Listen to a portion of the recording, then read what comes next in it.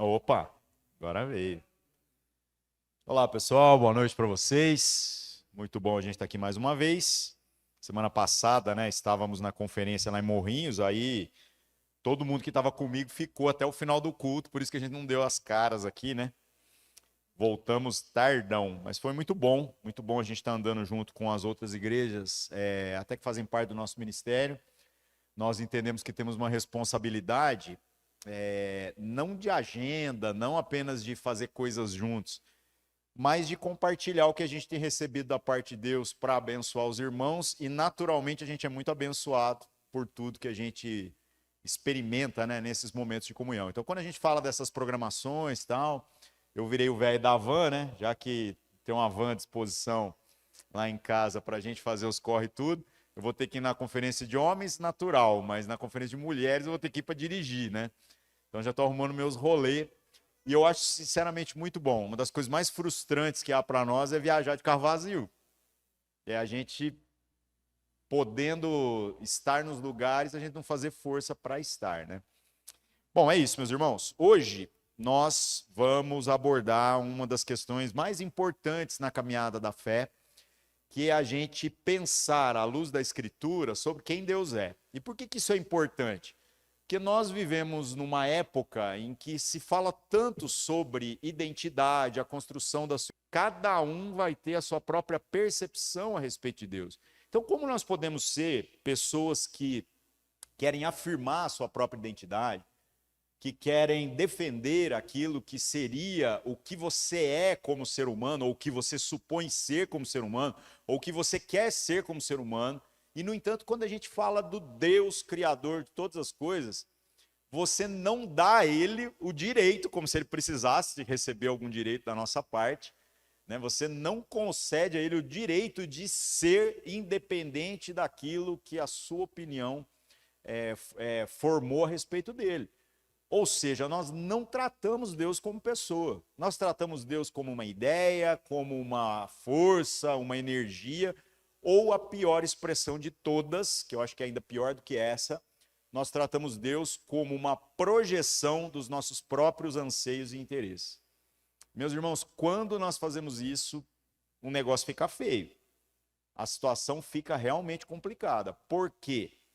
Porque se nós, como seres humanos, temos que reconhecer limitações, pecados, lutas, dificuldades, inclinações. Gosto de dizer para as pessoas que eu não consigo compreender a frustração que às vezes se manifesta no nosso meio com relação às decepções que a gente tem uns com os outros, sendo que o acordo deveria ser o seguinte: olha, aqui não deveríamos trabalhar com expectativa. Por quê? Porque os bons estão no bar. Lá, como diz o salmista, todo mundo é igual, né? Lá todo mundo está feliz e com um sorriso. Agora, aqueles que estão andando com Deus ou estão buscando a Deus são aqueles que reconhecem as suas mazelas, que reconhecem os seus pecados, ou pelo menos deveriam estar caminhando nessa direção. E a gente se decepciona muito facilmente. Não sei por quê. Agora, quando nós projetamos a ideia de um Deus que é segundo os nossos interesses, se nós já somos esses doentes, essas pessoas que carecem da intervenção divina para que haja alguma virtude em nós, como que nós vamos pressupor que a projeção do nosso interesse na figura de um Deus vai dar alguma coisa que presta? É óbvio que vai ser pior ainda. Você vai conseguir pegar só aquilo que há de pior em nós e tentar traduzir na figura de um Deus. E é por isso que fica parecendo que há muitos deuses, né, para as pessoas. As pessoas projetam seus anseios, seus interesses. As pessoas, infelizmente, tentam distorcer a identidade de Deus segundo sua própria conveniência. E é muito ruim isso. Isso não é novo, isso não é uma pauta atual, isso não é um assunto que está acontecendo só agora. Na verdade, a igreja enfrentou isso desde o começo. Por quê? Porque a igreja, na medida em que ela testemunhou o evangelho que foi confiado pelo Senhor Jesus aos seus apóstolos, o que acabou acontecendo? Aconteceu que muitas pessoas vieram de práticas de paganismo, de práticas onde elas tentavam se relacionar com o divino, a partir daquilo que eram as suas próprias convicções, ao invés daquilo que o próprio Deus trouxe como revelação. E é óbvio, meus irmãos, que a gente não muda as nossas práticas do dia para a noite. A gente não muda aquilo que nós cremos e somos do dia para a noite. Então é normal que, se você tinha uma visão a respeito de Deus, você, quando diz assim, não, agora eu quero andar com a igreja, eu quero andar segundo a Escritura, vai haver um processo para que algumas coisas que você interiorizou, você possa agora colocar no seu devido lugar, e você se relacione com Deus segundo aquilo que é o desejo de Deus, a vontade de Deus, que vai estar expressa nas Escrituras. Agora imagina conversões em massa, imagina uma época onde a igreja foi muito frutífera, pregou o evangelho para muitas pessoas e com muitos sinais, demonstrações de poder, fez com que multidões viessem então ao testemunho, à pregação da palavra. E aí o que acontece? Eles vão trazer tudo para dentro, vão trazer todo o seu pacote religioso para dentro. Tanto que a gente deveria, até de certo modo, dizer claramente, né? Fala assim, não, você quer andar junto, tal, nós vamos andar junto como igreja? Vamos fazer o seguinte, vamos deixar tudo que a gente viveu antes, lá no antes, e vamos viver o daqui para frente agora. Vamos pegar aquilo que a Escritura está dizendo e vamos daqui para frente, porque é instintivo. Você pode ter vivido 1000 experiências de natureza religiosa na sua vida, ter se frustrado, decepcionado, ter sido abusado na sua fé. Mas aí quando a gente vai para a próxima, a gente rapidinho vira e fala assim, então, mas lá de onde eu vim, era assim. E a gente sempre pergunta, então por que você não ficou lá? Por que você não abraçou aquele negócio e ficou lá, já que era tão bom assim, né? Ora, meus irmãos, nós não estamos aqui porque nós sabemos, nós estamos aqui porque nós estamos afirmando publicamente que nós dependemos de Deus. E Deus está mandando a gente andar junto e trilhar essa jornada junto. E nós vamos ter que submeter o que nós achamos àquilo que Deus acha. Isso é entender que Deus é uma pessoa. E a igreja, quando trouxe então esse monte de gente, com esse monte de percepções para dentro, enfrentou muitas adversidades. Uma delas era o gnosticismo, onde as pessoas transformaram Deus em uma ideia, transformaram Deus apenas em um conceito. E isso é muito pouco perto daquilo que o próprio Deus deseja para nós, daquilo que o próprio Deus traz na Escritura. Então, gente, de fato, a pessoalidade de Deus vai trazer incômodo. Porque se relacionar com uma pessoa, você vai entender que, imagina uma pessoa comum do seu dia a dia. Tem jeito de falar com pessoa. Você não chega numa pessoa falando do jeito que você quer. E da mesma maneira, tem jeito para ouvir uma pessoa. Quem é casado sabe disso mais do que talvez os demais, né? Por exemplo, não dá para você falar do jeito que você quer, senão a relação ali arranha. E você, quando ouve também, você precisa estar atento, porque se você for desatento, a relação também arranha. Quando a gente é pai, né? Você tem que impor algumas coisas para que haja uma comunicação. Quando você é filho, você tem que aprender a ouvir o seu pai, e é instintivo também na natureza humana, que numa época você vai chegar e falar assim, meu pai não sabe nada, e depois com o passar do tempo você vai encontrar um lugar onde você diz, poxa, muita coisa que os meus pais me diziam, de fato, tinha uma sabedoria. Então, a comunicação é um desafio. E quando nós estamos falando de Deus como uma pessoa, nós temos que entender que Deus tem todas as características de uma pessoa. E, aliás, não somos nós que servimos de referência para quem Deus é. É Deus que deveria servir de referência para quem nós somos, porque nós é que fomos feitos, imagem visível de quem Deus é, de quem Deus sempre foi na eternidade. Se isso estiver resolvido, a gente já vai assim bem para frente nessa relação. Há uma possibilidade de que a gente trilhe uma jornada muito mais tranquila e muito menos religiosa no sentido pejorativo da expressão.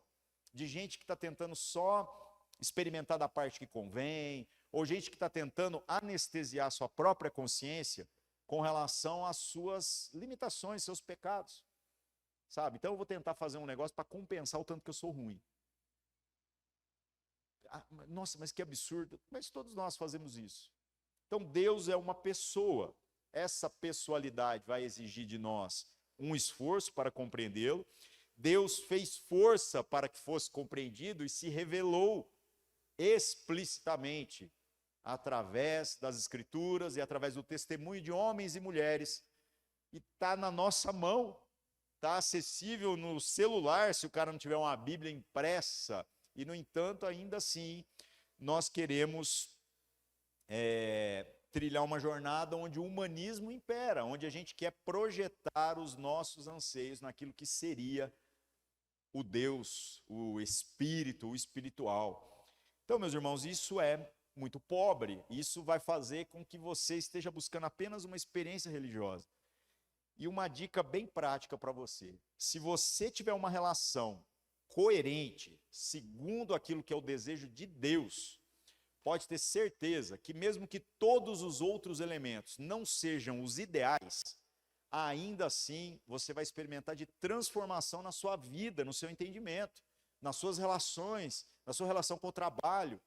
Você vai experimentar da verdadeira paz que excede todo o entendimento, você vai experimentar da vida plena. Eu não estou dizendo nem vida fácil, nem que as contas não vão existir, mas isso tudo vai ficar muito pequeno diante de tudo que são as bênçãos do Senhor.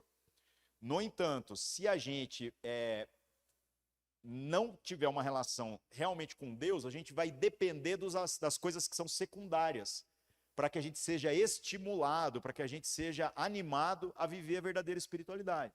Daqui um pouco nós estamos reclamando que a cadeira podia ter uma almofadinha um pouquinho melhor, entendeu? Que esse climatizador aqui podia ser um ar-condicionado. E todas essas coisas são boas, são lícitas, são até naturais. Na minha casa eu tenho ar-condicionado. Como é que eu vou achar que, se a gente tiver a possibilidade de ter quando nós estamos aqui reunidos, nós vamos abrir mão disso? Vamos dançando conforme a música, né? Agora, isso é secundário. Hoje nós estamos viajando de van, e há um tempo atrás nós viajava de carro, e há um tempo atrás nós viajava de ônibus. O importante é nós entendermos quem nós somos nesta relação com Deus, que tem uma vontade, que é uma pessoa. Isso faz com que todos os outros elementos fiquem no seu devido lugar. Eles sejam secundários, como realmente são.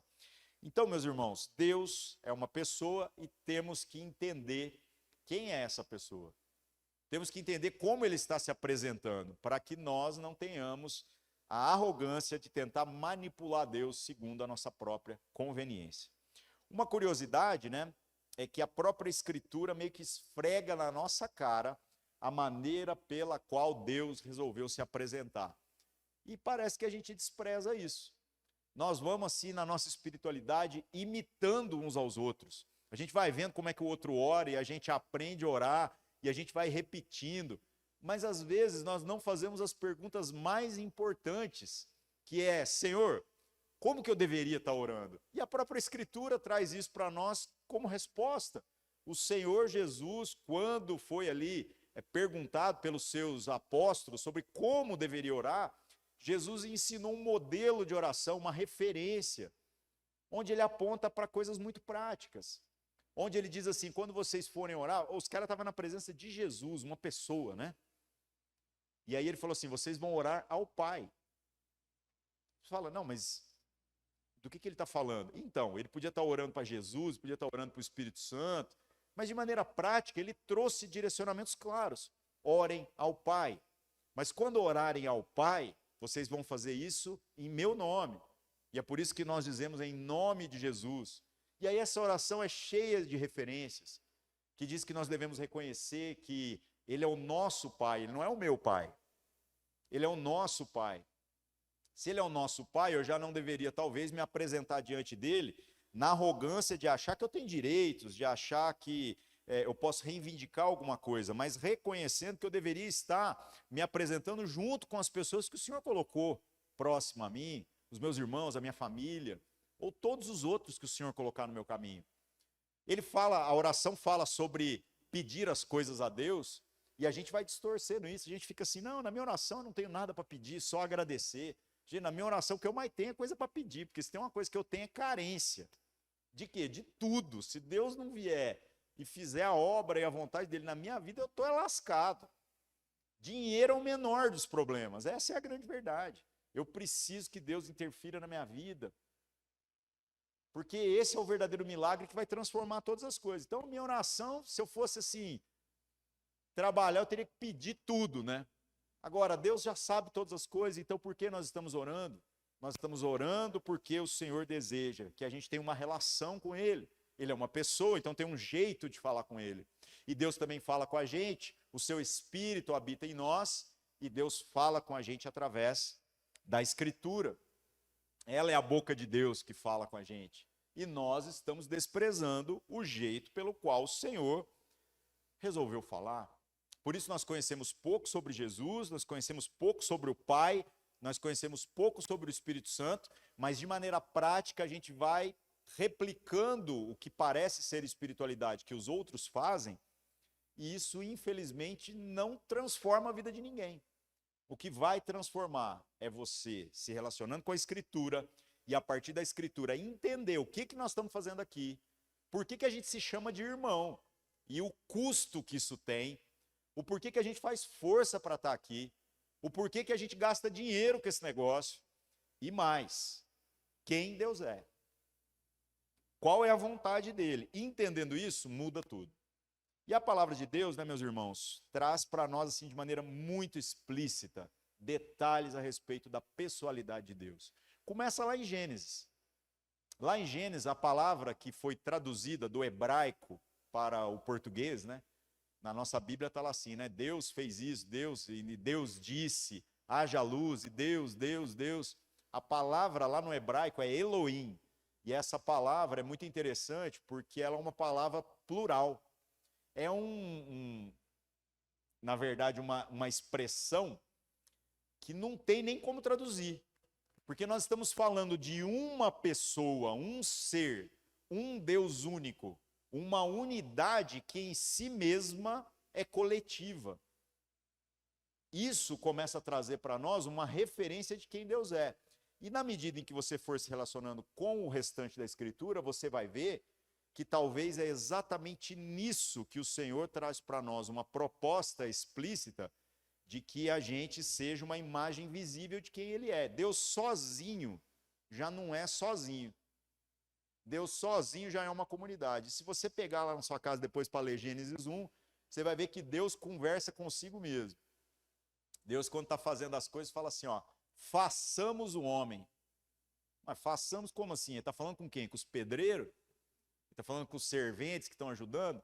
Não, Deus está falando consigo mesmo. Nós ilustramos isso, né, em termos teológicos, o conceito da trindade, mas seria o Pai, o Filho e o Espírito planejando e executando tudo aquilo que eles desejam fazer.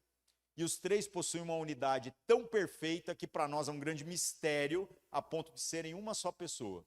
Mesmo não entendendo o que isso significa, porque a gente só entende o que nos foi revelado, eu começo a entender um monte de outras coisas que a Escritura está trazendo para nós. Como, por exemplo, quando Jesus diz, que orando ao Pai, que o desejo dele é que nós sejamos uns com os outros e com ele, da mesma maneira que ele é um com o Pai. Você fala, rapaz, esse negócio aí é muito profundo. Sim, mas se a gente despersonificar a Deus e começar a colocar Deus como um coadjuvante na nossa própria história, o que vai acontecer? Nós vamos transformar a ideia de Deus naquilo que nós somos, ao invés de nós sermos transformados naquilo que Deus está dizendo que é o melhor, que é perfeito, que é Ele mesmo. E que é o grande propósito da revelação, da interferência de Deus na história da humanidade. Então, Deus sozinho é comunidade.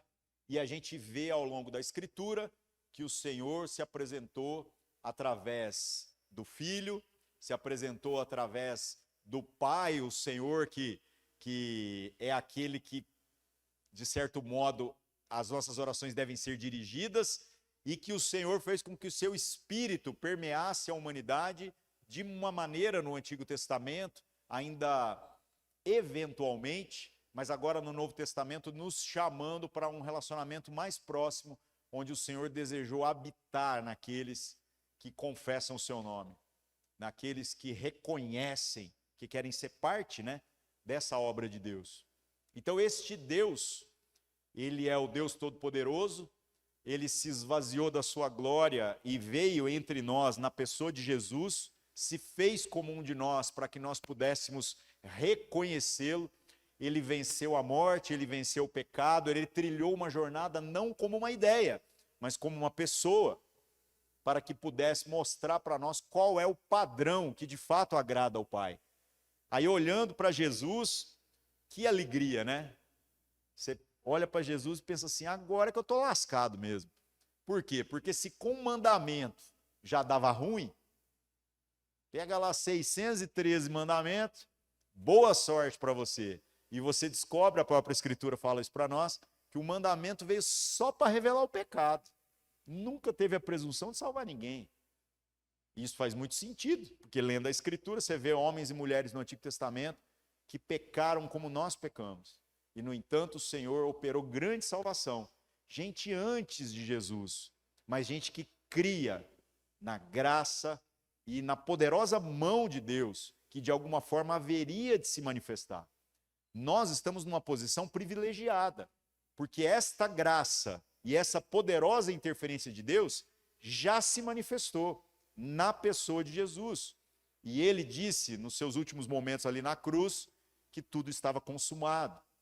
Então a gente não tem mais que fazer absolutamente nada para resolver as questões da salvação. O Senhor já resolveu isso. O nosso esforço agora é na direção de nos relacionarmos com Ele da maneira que Ele deseja, e isso deverá produzir em nós a transformação necessária para que todas as nossas relações sejam curadas. A nossa relação com a vida, a nossa relação com a nossa carne, a nossa relação com os nossos desejos que nos aprisionam. As pessoas dizem assim, um ser verdadeiramente livre é aquele que pode fazer qualquer coisa. Gente, a verdadeira liberdade, e a Escritura vem trazendo isso para nós, não é fazer qualquer coisa. A verdadeira liberdade é você, dentre todas as coisas, poder escolher apenas as que são boas, apenas as que de fato valem a pena. Essa é a natureza de Deus e Jesus veio para trazer isso para nós. E eu olhando para Jesus, penso agora que eu estou lascado mesmo, porque se Jesus é essa referência perfeita e pelo mandamento eu já estava longe, agora parece que eu fiquei mais longe ainda, né? Mas o próprio Deus se manifesta na pessoa do Espírito Santo, e a pessoa do Espírito Santo é que possibilita essa transformação. O tempo todo, como a gente repete aqui constantemente, nós vamos ter que olhar para o espelho e vendo uma coisa, entender que isso não é a verdade. A verdade é o que Deus está dizendo a nosso respeito. E a gente vai ter que, então, confiando naquilo que o Senhor está dizendo, deixar o Espírito Santo trabalhar na nossa vida. É luta? Sempre. Melhora? Eu não sei dizer se melhora assim, em termos práticos, porque é igual passar uma peneira, sabe? Você começa com uma peneira mais grossa, tira umas pedronas, né? E você fica assim, olha só, eu era um bêbado e vivia drogado, como diz a música lá do Axé, né? Agora eu encontrei Jesus, na casa do Senhor não existe Satanás. Umas pedronas. Só que aí você pensa assim, tá resolvido o problema? Beleza. Depois vem uma peneira um pouquinho mais fina. E o que acontece na peneira um pouquinho mais fina? Aparecem umas pedras que antes você talvez não estava reparando tanto. E depois que você tira essas pedras, vem uma peneira ainda mais fina. Tudo isso para quê? Para que nós sejamos conduzidos numa jornada onde nós seremos como Cristo Jesus.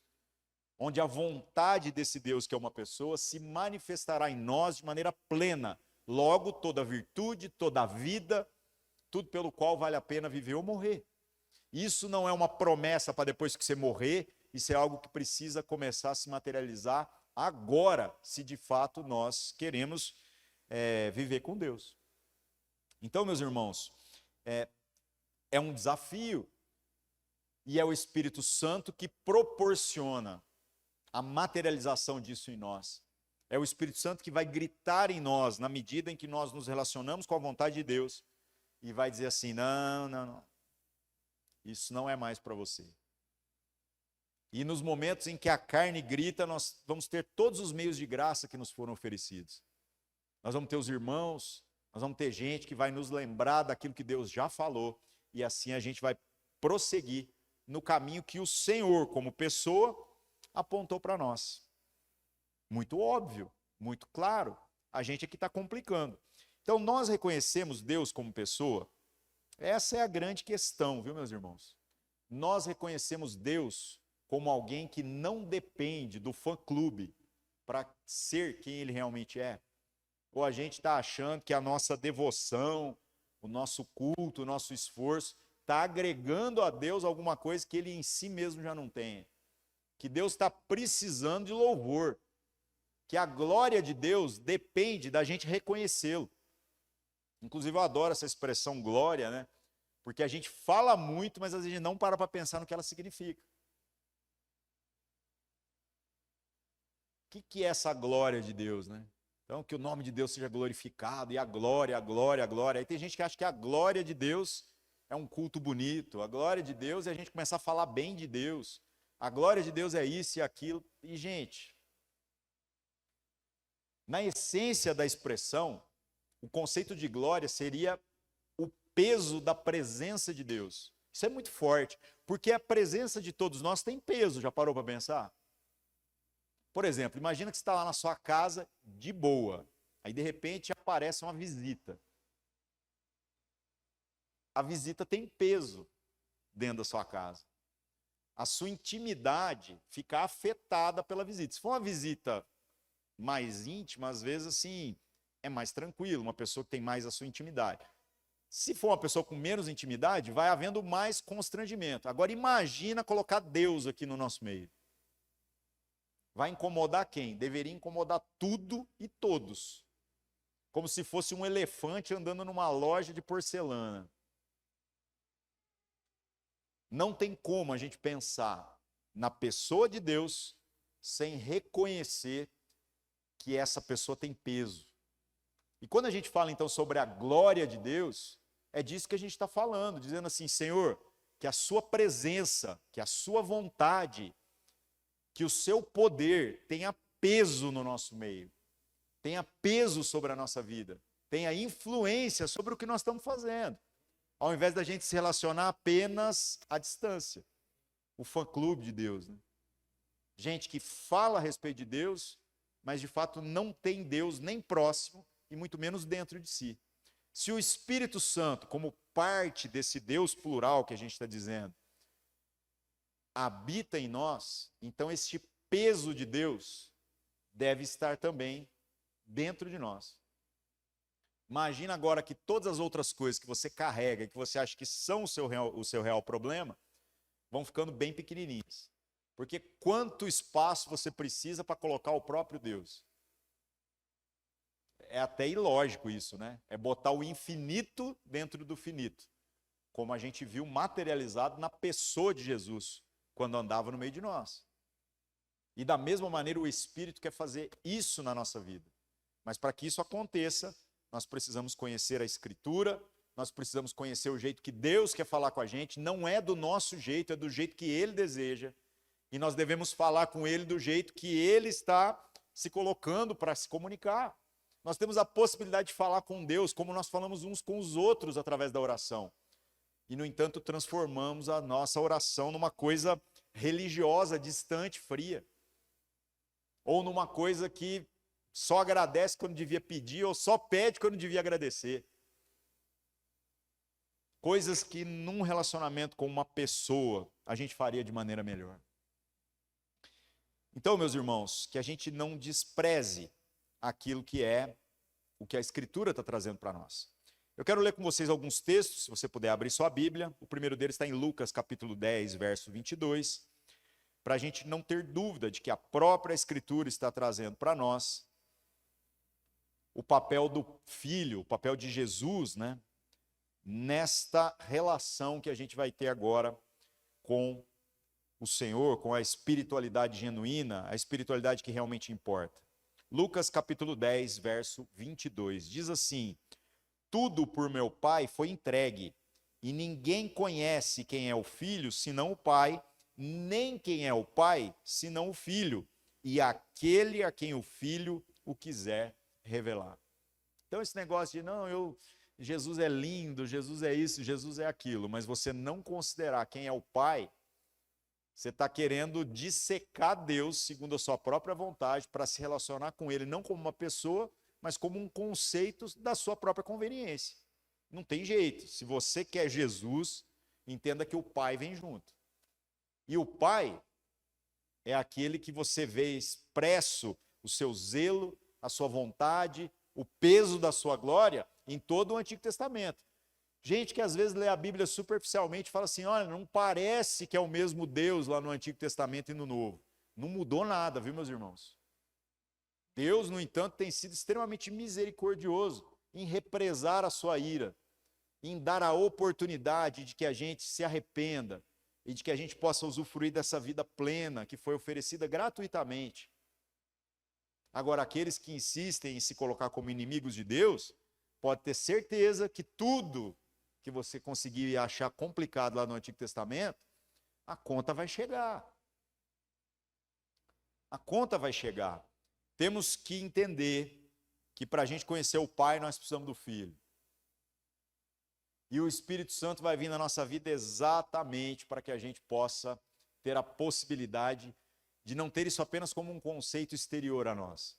O próprio Deus que quer ocupar espaço na nossa agenda, quer ocupar o nosso coração, quer ocupar a nossa mente, de modo que a gente venha a ter a mente de Cristo.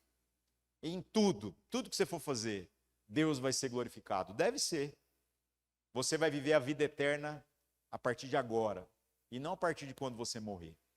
Outro texto, Hebreus capítulo 1, versos 1 e 2. O livro de Hebreus, ele começa falando explicitamente sobre o papel de Jesus nessa história toda e sobre como a gente vai entender que a Escritura trouxe progressivamente o conhecimento a respeito dessa pessoa de Deus. Olha o que diz lá, Hebreus 1, 1 e 2. Havendo Deus antigamente falado muitas vezes e de muitas maneiras aos pais, pelos profetas, a nós falou-nos nesses últimos dias pelo Filho, a quem constituiu herdeiro de tudo, por quem fez também o mundo. Jesus não é um remendo na história, porque você vê aqui no final que a própria ação do Filho estava lá no começo, porque foi por intermédio dele que todas as coisas foram feitas. A voz de Deus que pôde ser ouvida em todo o Antigo Testamento, não tenha dúvida de que essa voz é a voz do próprio Cristo. Então você precisa entender quem é Jesus, quem é o Pai, quem é o Espírito e como você vai se relacionar buscando entender isso segundo o que Deus está falando com você. Mesmo que seja um grande desafio, porque para nós uma pessoa, numa unidade perfeita, que tem mais de um ser, é um paradoxo, é uma complicação. Que a gente fique na simplicidade daquilo que nós podemos alcançar. E essa simplicidade está na pessoa de Jesus. Porque Jesus se fez como um de nós para que a gente entenda como nós iremos nos relacionar com o Pai e com o poder, com o Espírito, com a presença de Deus em nós. Daí, meus irmãos, nós vamos chegando às conclusões. E são muitos textos. A Bíblia toda, quando a gente enxerga que Deus é uma pessoa, vai trazendo os seus atributos, vai falando sobre a sua natureza, e a gente vai entendendo então que nós devemos nos colocar no nosso devido lugar nessa relação. A Escritura vai deixando explícito que Deus é eterno, que Deus não está no nosso conceito de tempo, que Deus é perfeito, que Deus é absolutamente santo, que Deus não vai passar pano para aquilo que às vezes nós estamos jogando para debaixo do tapete, pois a santidade de Deus é absoluta. Deus é imutável. Ele não mudou do Antigo Testamento para o Novo. Ele não mudou de ideia, ele não remendou a história. Muito pelo contrário, o plano de Deus segue firme. E quando a gente vê gente em crise falando, porque o mundo está ao caos, a igreja virou isso, virou aquilo, beleza. Mas nada fugiu do controle do Senhor. Nada fugiu daquilo que é o plano. A Escritura já dizia que isso tudo ia acontecer e vai piorar ainda. No entanto, ela também fala sobre as coisas boas, que fazem parte disso. O nosso Deus, além de imutável, ele é imensurável. Isso significa que nós temos que compreender que, embora Jesus se manifestou como uma pessoa, ele representa Deus em uma expressão que não pode ser medida. Então, quando você diz assim, nossa, eu olho para a natureza e eu vejo Deus, você vê um reflexo muito do mal feito a respeito daquilo que é a grandiosidade de Deus. Mas se você consegue medir alguma coisa, se você consegue imaginar alguma coisa, isso é pequeno demais para ser comparado ao próprio Deus. Então, onde está Deus no universo, né? Enquanto que a gente deveria estar perguntando assim, onde é que está o universo em Deus? Isso é tão poderoso que você, lendo a Escritura, vai vendo e fala assim, poxa, Deus é maior do que todas as coisas. Lá nos Salmos, quando fala assim, né? Se eu fizer a minha cama no mais alto dos montes, o Senhor está lá. No entanto, se eu fizer a minha cama no inferno, o Senhor está lá também. Tem gente que está achando que nós vamos fugir de Deus, enquanto que a Escritura vai revelando para nós, por conta do poder e da dimensão do Senhor, que na verdade não há como fugir de Deus. Já ouviu aquela expressão que diz assim, todos os caminhos levam a Deus? É verdade. Uns para, de fato, serem recebidos como filhos e outros para serem recebidos como inimigos no dia do juízo. Mas no final vai todo mundo estar perante Deus, o tribunal de Cristo, o tribunal do qual todo homem e mulher seria condenado, se não fosse pela misericórdia do próprio Deus e pela obra do próprio Cristo. Um lugar onde ninguém é inocente. E aí o que acontece nisso tudo? Acontece que a gente olhando lá para os Salmos fala assim, até mesmo o lugar da ira está em Deus. Uns estarão nos braços do Senhor, outros estarão no lugar da ira do Senhor. Deus é maior do que tudo e a gente deveria se relacionar com Ele com o devido respeito, entendendo isso. Ele é maior do que a nossa compreensão. Deus é completamente livre e soberano para fazer o que quiser. Eu falo isso para algumas pessoas, tem gente que entra em crise, eu falo, gente, eu estou pronto para chegar lá, e o Senhor fala assim, Ari, você não, eu não quero ouvir isso. Mas o duro é que se o Senhor falar isso, eu tenho que dizer assim, o Senhor tem razão. Vivemos pela esperança da salvação. No entanto, o Senhor é absolutamente livre para fazer o que quiser. E a vontade dele é perfeitamente justa sempre.